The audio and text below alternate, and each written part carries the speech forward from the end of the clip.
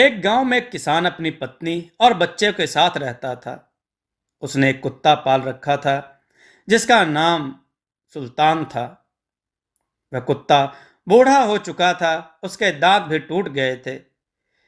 इससे गांव के लोग उससे डरते नहीं थे। एक दिन सुल्तान घर के दरवाजे के सामने लेटा हुआ था तो उसने अपने मालिक को कहते सुना, अब यह सुल्तान हमारे किसी काम का नहीं, ना तो अच्छी तरह घर की रखवाली कर सकता है और ना ही हमारी भेड़ों की। अब तो यह हमारे लिए बोझ है। मैं कल ही इसे गोली मार दूंगा। उसकी पत्नी को अपने कुत्ते से बहुत प्यार था। वह कुत्ते को नहीं मारना चाहती थी, इसलिए वह अपने पति से बोली, इस सुल्तान ने इतने वर्षों तक हमारे घर और खेतों की रखवाली की है। क्या हम इसे इसकी सेवा का यही इनाम देंगे? ईश्वर ने हमें सब कुछ दिया है, हम इसे 2 वक्त की रोटी तो दे ही सकते हैं। पर किसान अपनी पत्नी की बात से सहमत नहीं था। वह सुल्तान की जगह एक नया कुत्ता लाना चाहता था, इसलिए वह उस कुत्ते से पीछा छुड़ाना चाहता था। वह बोला, तू मूर्ख है। इस कुत्ते से अच्छी तरह घर और खेती नहीं संभाली जाती। अब यह हमारे काम का नहीं। जब यह किसी काम का नहीं तो इसे बेकार पालने से क्या लाभ? अगर इसने इतने साल हमारी सेवा की तो हमने भी इसे भरपूर भोजन और मांस इत्यादि देकर इसे प्यार से पाला। पर अब मैं इसे और नहीं पालना चाहता। कुत्ते ने अपने मालिक और मालकिन की बातें सुन ली। अब उसे लगा कि कल तक उसका मालिक उसे जरूर गोली मार देगा। मौत से तो सभी को डर लगता है। अतः वह वहां से भागकर अपने दोस्त भालू के पास गया, जो पास के जंगल में रहता था। उसने उसे अपने मालिक की बात बताई और अपने भाग्य को कोसने लगा। तब उसका मित्र बोला, दोस्त घबराओ मत, इस मुसीबत में मैं तुम्हारी सहायता करूंगा। मेरे दिमाग में एक विचार है, अगर तुम उस पर अमल करोगे तो तेरी जान बच जाएगी। उसने सुल्तान को अपनी योजना बताई। कल सुबह किसान अपनी पत्नी और छोटे बच्चे के साथ खेतों में जाएगा, क्योंकि उसके छोटे बच्चे की देखभाल करने वाला उसके घर में कोई नहीं है। खेतों में काम करते समय वह अपने बच्चे को वहीं घास फूस पर लिटा देगा। उस समय तू उस बच्चे की रखवाली करने बैठ जाना। जब मैं इस बच्चे को उठाने आऊंगा तब तुम भौंक भौंक कर मुझसे लड़कर मुझे वहां से भगा देना। मैं बच्चे को वहीं छोड़कर जंगल की ओर भाग जाऊंगा। इससे तेरा मालिक खुश हो जाएगा और तुझे गोली नहीं मारेगा। तो तू अभी भी जंगली जानवरों से उसकी और उसके बच्चे की रक्षा कर सकता है। सुल्तान को उसकी योजना बहुत पसंद आई। अगली सुबह तड़के जब किसान अपनी पत्नी और बच्चे के साथ खेतों के लिए चला तो उनका सुल्तान भी उनके साथ हो लिया। खेतों में पहुंचकर किसान की पत्नी ने अपने बच्चे को पुआल का बिस्तर बनाकर उस पर कपड़ा बिछाकर लिटा दिया। सुल्तान भी उस बच्चे से कुछ दूरी पर बैठकर भालू के आने की प्रतीक्षा करने लगा।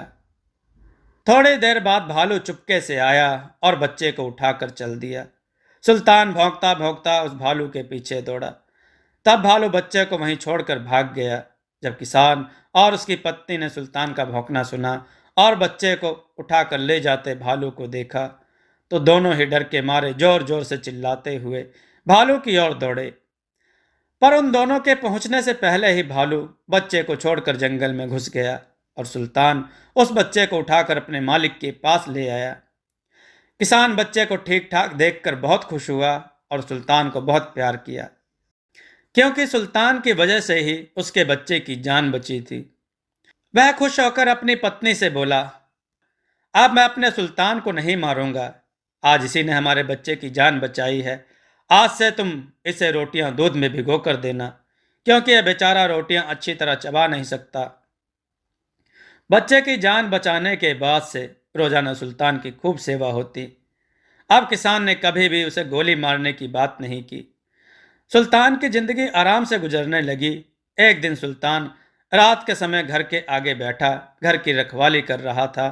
तभी उसका दोस्त भालू उसके पास पहुंचा और बोला, मेरे मित्र, आजकल कई दिनों से मुझे कोई अच्छा शिकार हाथ नहीं लगा है। क्या मैं तुम्हारे मालिक की एक तगड़ी सी भेड़ को उठाकर ले जाऊं? मैंने मुसीबत में तुम्हारी सहायता की थी, अब मेरी मुसीबत में तुम मेरी सहायता करो। सुल्तान बोला, यह नहीं हो सकता। तुम मेरे सामने मेरे मालिक की भेड़ उठाकर नहीं ले जा सकते।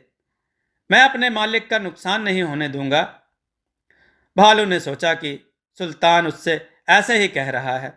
उसने सुल्तान की बात पर कोई ध्यान नहीं दिया। उस रात को वह चुपचाप वहां से चला गया, पर अगली रात वह जैसे ही भेड़ों के नजदीक पहुंचा, सुल्तान ने जोर जोर से भौंकना शुरू कर दिया। सुल्तान का भौंकना सुनकर किसान और उसकी पत्नी बाहर आए तो भालू को अपनी जान बचाकर वहां से भागना पड़ा। भालू को सुल्तान पर बहुत गुस्सा आया।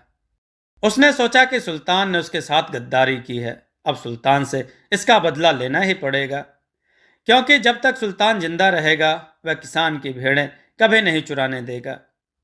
कुछ दिनों बाद भालू अपने साथ एक और भालू को लेकर एक अंधेरी रात में किसान के घर पहुंचा। सुल्तान ने जब भालू के आने की आहट सुनी तब भौंकना शुरू कर दिया, पर जब तक उसका मालिक उसका भौंकना सुनकर बाहर निकलता तब तक दोनों भालुओं ने मिलकर सुल्तान को मार डाला। इस प्रकार वफादार सुल्तान ने अपनी जान दे दी, पर अपने मालिक का नुकसान नहीं होने दिया। दोस्तों, आपको यह कथा कैसी लगी? अपने विचार और सुझाव कमेंट में जरूर दें। हमारी कथाओं को लाइक करें, हमारे चैनल को सब्सक्राइब करना न भूलें। हमारी कथाओं को शेयर जरूर करें, जिससे लोगों को अच्छा ज्ञान प्राप्त हो। जय श्री राम भक्तों।